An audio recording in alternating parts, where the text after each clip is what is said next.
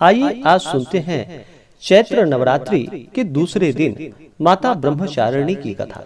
जो भी भक्त सच्ची श्रद्धा के साथ चैत्र नवरात्रि में माता दुर्गा के 9 स्वरूपों का पूजन करते हैं, माता की आराधना करते हैं, व्रत को रखते हैं, माता उनके सभी इच्छाओं को पूर्ण करती है। चैत्र नवरात्रि के दूसरे दिन माता दुर्गा के दूसरे स्वरूप माता ब्रह्मचारिणी का पूजन किया जाता है। ब्रह्मचारिणी माँ ब्रह्म अर्थात तपस्या का आचरण करने वाली, इसलिए इन्हें तपस्विनी भी कहा जाता है। माता ब्रह्मचारिणी के एक हाथों में कमंडल और दूसरे हाथों में अक्षमाला है। माता ब्रह्मचारिणी ज्ञान और तप की देवी मानी जाती है।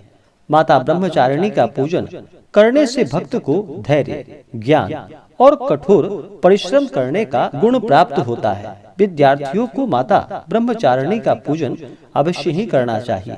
इससे माता अति प्रसन्न होती है और कठिन परिश्रम में माता सहायता प्रदान करती है तथा माता सभी प्रकार के सुख और समृद्धि को प्रदान करती है।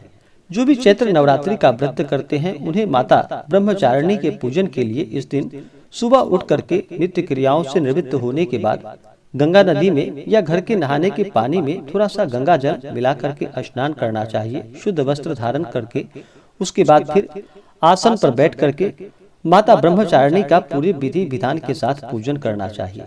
सबसे पहले तो माता ब्रह्मचारिणी का जल से अभिषेक करें, उनके ऊपर पंचामृत चढ़ाएं।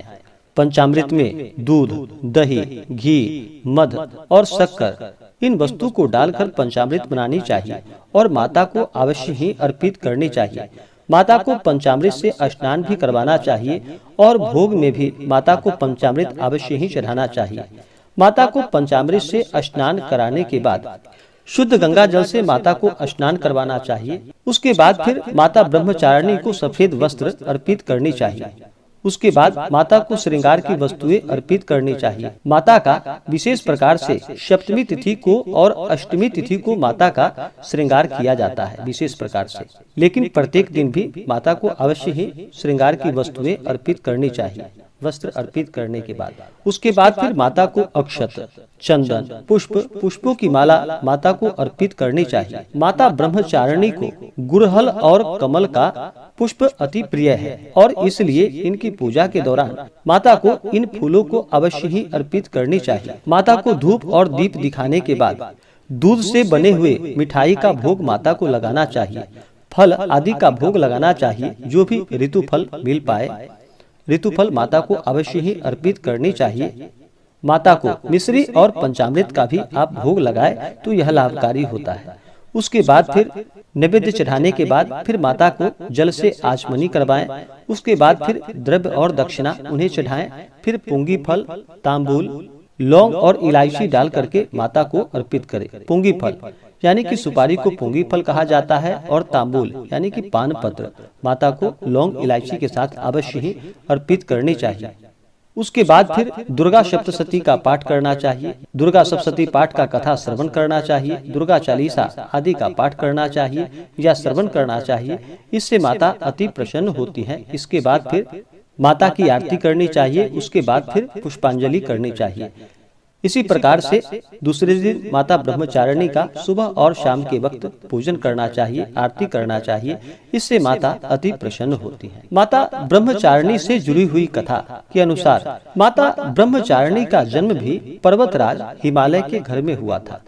जैसे जैसे माता बड़ी हुई भगवान शिव जी की भक्ति में रमती चली गयी और फिर भगवान शिव को प्राप्त करने के लिए माता ने कई वर्षों तक घनघोर तपस्या की और कठिन तप किया, व्रत किया। इस प्रकार से 1 शताब्दी तक माता फल और फूल को खाकर रही और तपस्या में लीन रही। उनकी भक्ति से सभी देवता प्रसन्न हुए और उन्हें मनोकामना पूर्ति का वरदान दिया। जो भी सच्ची श्रद्धा के साथ माता ब्रह्मचारिणी का पूजन करते हैं, इससे माता प्रसन्न होती है और अपने भक्तों को मनोवांछित फलों को प्रदान करती है। जो भी जातक नवरात्रि का व्रत करते हैं उन्हें नवरात्रि के दौरान नियमों का पालन करना चाहिए। नवरात्रि के दौरान घर में चारों तरफ साफ सफाई अच्छी प्रकार से करनी चाहिए। इन दिनों किसी के ऊपर क्रोध नहीं करनी चाहिए। अपने मन में किसी के प्रति ईर्ष्या या द्वेष का भाव नहीं लाना चाहिए। ब्रह्मचर्य का पालन करना चाहिए। सात्विक आहार ग्रहण करनी चाहिए।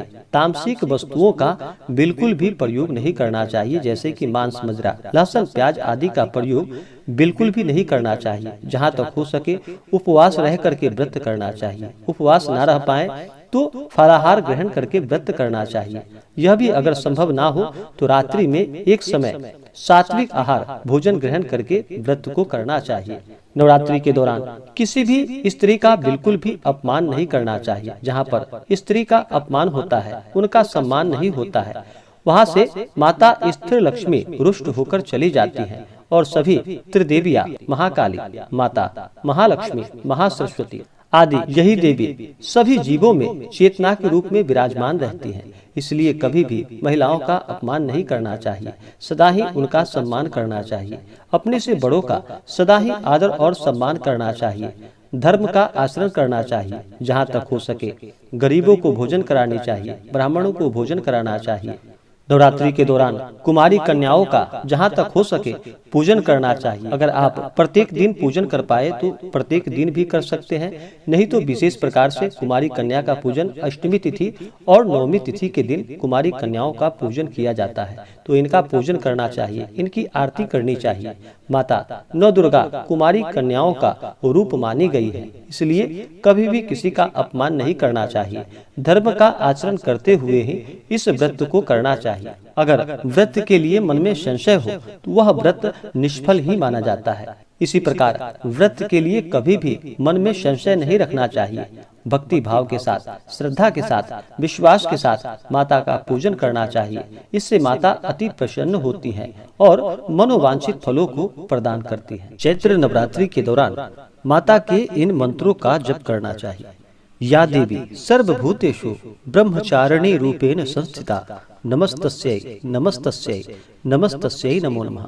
यह माता ब्रह्मचारिणी का मंत्र है और माता के इन मंत्रों का भी जप करना चाहिए। यह बड़ा ही लाभकारी होता है। मंत्र ओम ऐं ह्रीं क्लीं चामुंडायै विच्चै, इन मंत्रों का जप करना चाहिए। या ओम श्री दुर्गा दिव्ये नमः, इन मंत्रों का नवरात्रि के दौरान अवश्य ही जप करना चाहिए। इससे माता अति प्रसन्न होती है और अपने भक्तों को मनोवांछित फल प्रदान करती है।